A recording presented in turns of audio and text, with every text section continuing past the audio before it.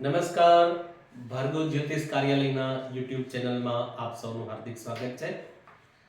મકર સંક્રાંતિ 2026. સૌથી પહેલા તો આપણે એ જોઈએ કે મકર સંક્રાંતિ એટલે શું. સંક્રાંતિ 12 છે, આપણને ખાલી અમુક નામ જ યાદ છે અને એમાં મકર સંક્રાંતિ પ્રખ્યાત છે.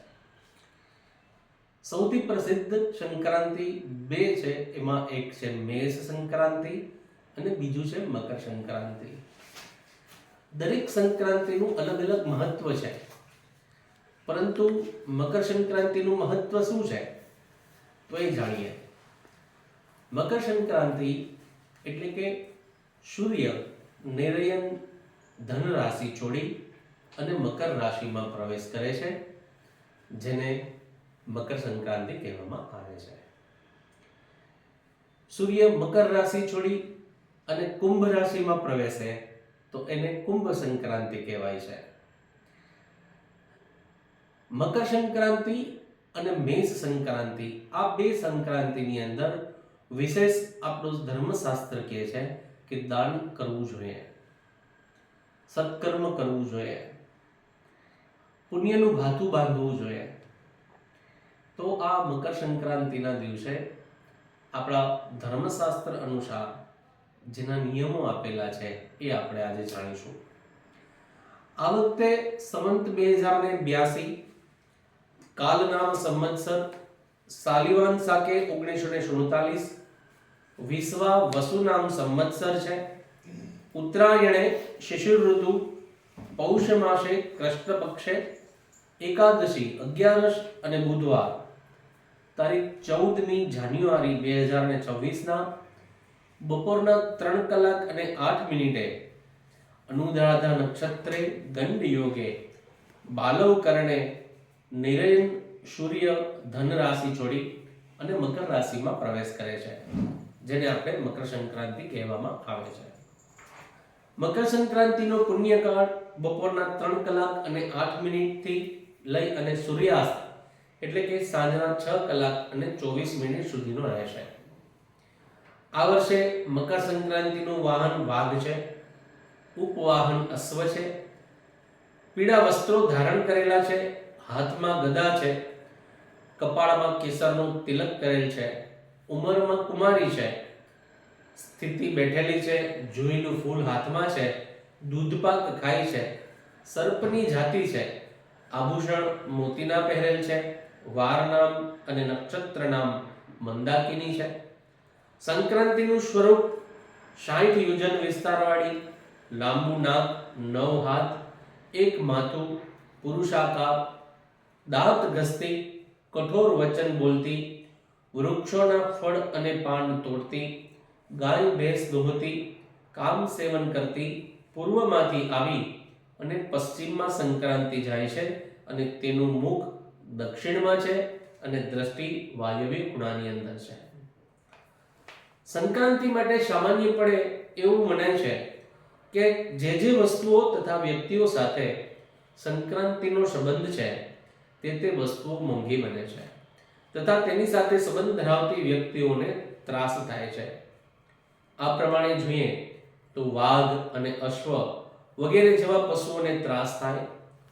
પીળી વસ્તુઓ જેમ કે સોનું, પિત્તળ, હળદર વગેરે પીળી વસ્તુઓ બધી મોંઘી થાય. સોનું, ચાંદી, મોતીના આભૂષણો મોંઘા થાય. ગદા જેવા હથિયારો મોંઘા થાય. સંક્રાંતિના નિયમ અનુસાર તલના 6 પ્રકારે ઉપયોગ સંક્રાંતિના દિવસે કરવા જોઈએ. સૌથી પહેલું, થોડુંક જલ લ્યો, જલની અંદર તલ પધરાવી એનાથી સવારના સ્નાન કરવું. તલનું તેલ શરીરે લગાડવું, તલનો હોમ કરવો, તલવાળું પાણી પીવું, તલ ખાવા અને તલના લાડુ બનાવી તેમાં શ્રદ્ધા શક્તિ અનુસાર સોનું, ચાંદી, પિત્તળના સિક્કા મૂકી અને એનું દાન કરવું. આમ 6 પ્રકારે તલનો ઉપયોગ કરવો અને આ સંક્રાંતિના દિવસે આટલું કરવાથી અને દાન કરવાથી દરેક દુઃખોનો નાશ થાય છે.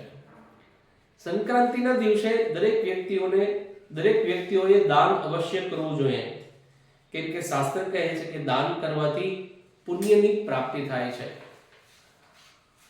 ધર્મસિંધુ અનુસાર શાસ્ત્રનું વચન છે કે ઉત્તરે ત્વયને વિપ્રે વસ્ત્રદાનમ મહાફલમ તિલપૂર્ણમ મનવાહમ દત્વા રોગે પ્રમુચ્યતે.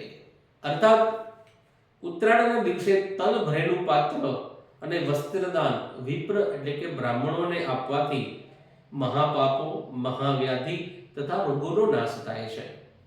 તેથી સંક્રાંતિના દિવસે સૂર્યના કિરણો આપણા શરીર ઉપર પડવા જોઈએ. તેથી પતંગોત્સવ આપણે મનાવીએ છીએ. આ દિવસે પતંગ ઉડાડવા, પક્ષીઓનું ખાસ ધ્યાન રાખવું. સંક્રાંતિના દિવસે શું કરવું જોઈએ? સંક્રાંતિના દિવસે ગાયને ઘાસચારો આપવો જોઈએ, પક્ષીને ચણ આપવું જોઈએ, કૂતરાને બિસ્કિટ રોટલા આપવા જોઈએ, કીડિયારો પૂરવું જોઈએ. જરૂરિયાતમંદ વ્યક્તિઓને ગરમ વસ્ત્રો, ધાબળા, અનાજ, ખીચડી, તલના લાડુ, મમરાના લાડુ, જીંજરા, શેરડી, ઘી, સાકર શક્તિ શ્રદ્ધા અનુસાર દાન કરવું જોઈએ. આ પુણ્યકાળના દિવસે પુણ્યની પ્રાપ્તિ માટે સવારના વહેલા ઉઠી સૂર્યનારાયણને જલ ચડાવવું, વડીલોના આશીર્વાદ લેવા, સૂર્યને દૂધથી અભિષેક કરવો, શિવજીની પૂજા કરવી, શિવજીને દૂધથી, જલથી અભિષેક કરાવો. મકર સંક્રાંતિમાં આટલું કાર્ય કરવાથી પુણ્યની પ્રાપ્તિ થાય છે. હવે જોઈએ 12 રાશિવાળા વ્યક્તિઓને આ સંક્રાંતિના દિવસે કઈ કઈ વસ્તુઓનું દાન કરવાથી પુણ્યની પ્રાપ્તિ થાય. તો સૌથી પહેલા મેષ, સિંહ અને ધન આ 3 રાશિવાળા વ્યક્તિઓએ કાળું વસ્ત્ર, કાળા તલ, અડદ, સ્ટીલનું વાસણ, ખજૂર, ઘી અને રોકડા રૂપિયા આ બધી વસ્તુ ભેગી કરી બ્રાહ્મણોને સંકલ્પ કરાવી અને દાન આપવું જોઈએ. ત્યારબાદ વૃષભ, કન્યા અને કુંભ રાશિવાળા વ્યક્તિઓએ લાલ વસ્ત્ર, લાલ તલ, ઘઉં, ગોળ, ઘી, ત્રાંબાનું વાસણ અને દક્ષિણા આ બધું બ્રાહ્મણોને સંકલ્પ કરાવી અને આપવું જોઈએ. અને ત્યારબાદ કર્ક, તુલા અને મીન રાશિવાળા વ્યક્તિઓએ સફેદ વસ્ત્ર, સફેદ તલ, ઘી, ખાંડ, ચાંદીની વસ્તુ, દક્ષિણા સહિત બ્રાહ્મણોને સંકલ્પ કરાવીને આપવું. અને મિથુન, વૃશ્ચિક અને મકર રાશિવાળા વ્યક્તિઓએ પીળું વસ્ત્ર, તલ, ચણાની દાળ, હળદર, ઘી, ખાંડ, પિત્તળનું વાસણ, શ્રદ્ધા શક્તિ અનુસાર સોનું, દક્ષિણા સહિત બ્રાહ્મણોને સંકલ્પ કરાવીને આપવાથી પુણ્યની પ્રાપ્તિ થાય છે.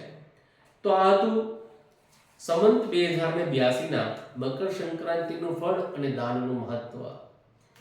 મકર સંક્રાંતિના દિવસે સૂર્યની પૂજા અવશ્ય કરવી જોઈએ. આપણું શાસ્ત્ર કહે છે કે પ્રત્યક્ષ દેવ જો આપણને દર્શન આપતા હોય તો એવા દેવમાં સૌથી પ્રથમ દેવ છે એ ભગવાન સૂર્ય છે. એટલે સૂર્યની પૂજા અવશ્ય દરેક વ્યક્તિઓએ કરવી જોઈએ. તો આ તો 12 રાશિઓનું સંક્રાંતિના દિવસે શું શું ફળ આપવું અને મકર સંક્રાંતિનું ફળ. આવા જ કાર્યક્રમોને લઈને ફરીથી મળીશું. અત્યારે રજા આપશો. જય શ્રી કૃષ્ણ. નમસ્કાર.